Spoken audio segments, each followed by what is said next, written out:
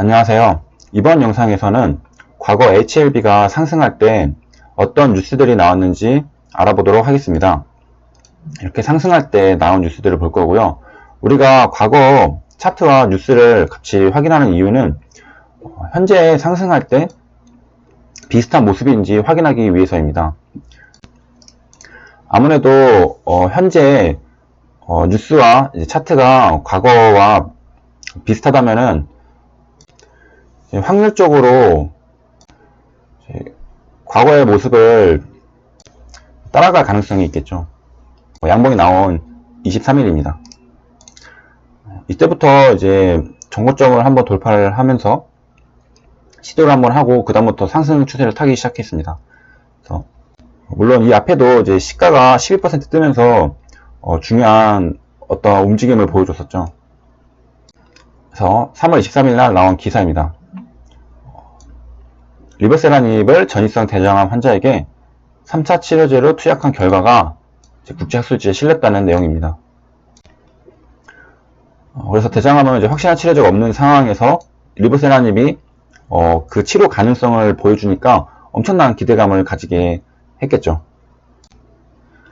이 당시에는 시장은 좋지 않았습니다. 차바이오텍이 이제 하한가를 갖고 그렇기 때문에 HLB가 변동성이 이제 커졌던 것입니다.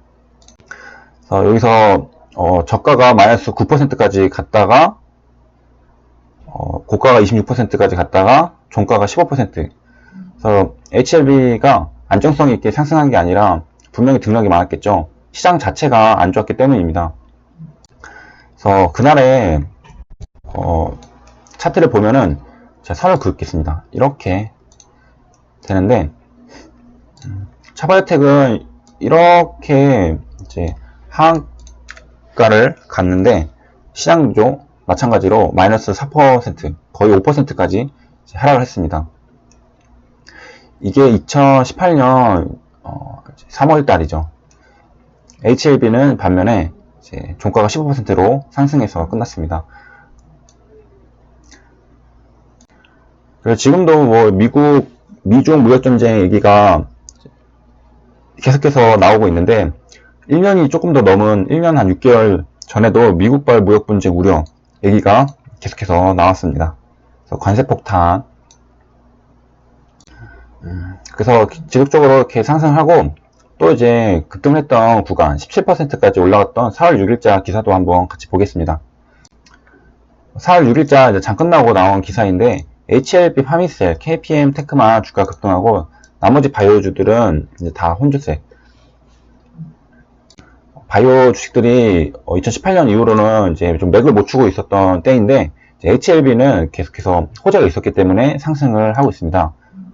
그리고 마찬가지로 다른 바이오주랑 확인을 해보면은 바이오 섹터 대비 HLB가 주가가 강한 모습을 보여주는 걸 알 수 있습니다. 리버세라닙이 임상 기대감이 있기 때문이죠. 그래서 다른 바이오 주식이랑 비교를 해보면 일단은 확실히 강한 모습을 보여주는 걸 알 수 있습니다. 선을 그어보면은 상승할 때부터 한번 그어보면 여기서 세트리는 내려갔다가 다시 올라가는데 HLB는 계속해서 올라가고 그래서 다른 바이오 섹터 종목들보다 HLB가 강한 모습을 보여주고 있습니다. 우리가 시장 대비 강한 종목, 섹터 대비 강한 종목은 정말 좋은 종목이라고 말씀드린 적이 예전에 있는데 KEMW랑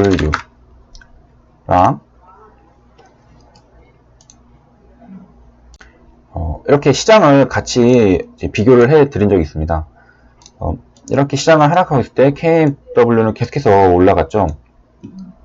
그리고 지금도 계속해서 더 올라가고 있습니다. 그래서 매매를 한다면은 시장 대비, 섹터 대비 상승률이 더 높은 종목에서 이제 매매를 하는 게 성공 확률도 높고 기대 수익도 높습니다. 그래서 보통은 우리가 상승하는 종목을 너무 많이 상승했으니까 이제 떨어지겠지라고 생각을 하지만 주식시장에서는 상승하는 게 더 상승하는 경우가 많습니다. 그리고 이제 4월 6일 날 또 이제 기사가 나왔는데 시총이 이때 이제 3조가 넘었습니다. 지금은 2조죠. 1조 8천억으로 알고 있는데, 제2의 신라전 되나라고 이제 상승 중에 이제 이런 기사도 나왔습니다. 시가총액이 22에서 6위로 껑충. 지금은 이런 거를 KMW가 이제 각광을 받고 있죠. 이런 식으로. 그래서 여기도 이제 바이오 자회사는 지금은 이름을 바꿨죠. 그 LSKB입니다. 이 당시에는. 그래서 항암 신약 임상 성공에 대한 기대로 코스닥 시가총액 순위가 수직 상승하고 있다고 주말에 이제 기사가 나왔고요. 그 다음에 이제 4월 23일 또 전고점 돌파하는 움직임을 보여준 이때 기사를 또 보면은, 장 끝나고 또 나왔죠. 역시 이날도 바이오 주가는 약세, 그리고 HLB는 이제 급등이라는 기사가 나왔습니다.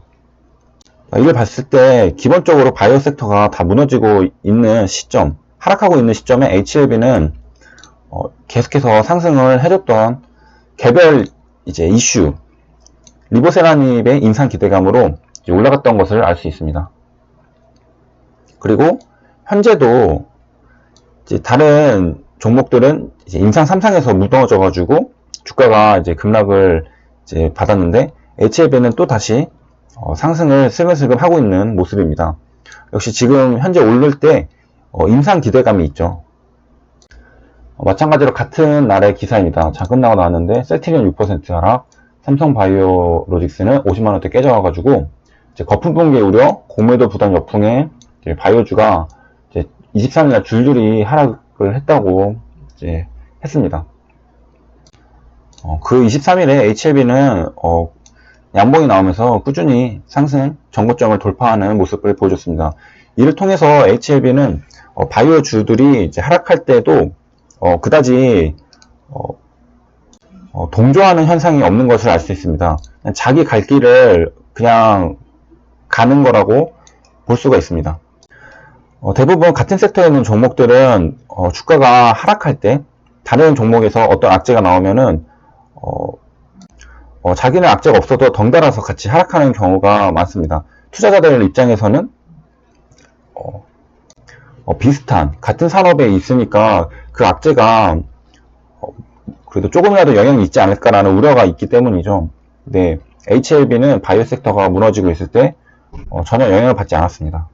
그거는 생각을 해보면은 리보세라님이 임상 성공 확률도 있고 그리고 이제 신약으로서 이제 가치가 있는, 즉 이제 약효 효과가 있는 그런 근거들이 있기 때문에 투자자들이 감정적으로 휘둘리지 않고 믿고 계속해서 매수를 한 게 아닐까 생각이 듭니다.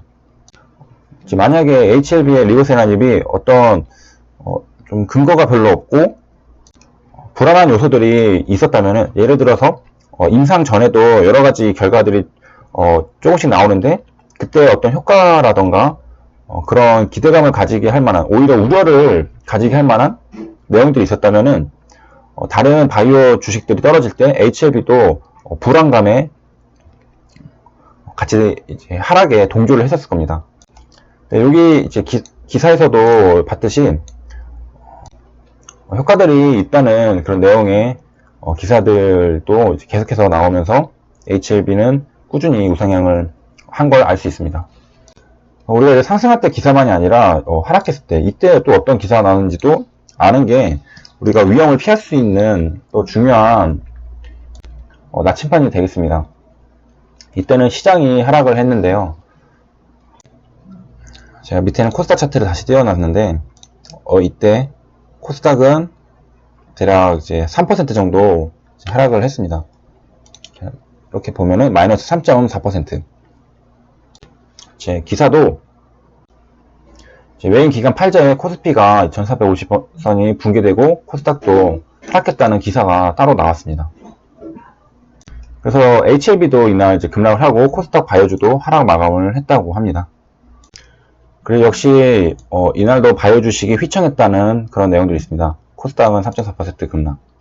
그래서 HLB가 상승하고 있을 때에는 동조하는 현상이 없다가 이제 어느 정도 고점에 다다르고 나니까 바이오 주식들은 계속해서 그냥 하락세였거든요. HLB도 고점 부근에서는 동조 현상을 이제 보이는 것을 알 수 있었습니다. 그리고 뭐 이후 영상에서 다루겠지만 여기는 루머로 인해서 이렇게 차트가 무지막지하게 이제 좀 무서운 차트가 이렇게 있었죠. 이렇게 상승할 것처럼 하다가 갑자기 밑으로 내려꽂고 다음날 이틀날에는 또 다시 복구하고 이때는 루머가 있었습니다. 그래서 이때 이후로 고점을 이제 찍었었고요. 영상 마치겠습니다.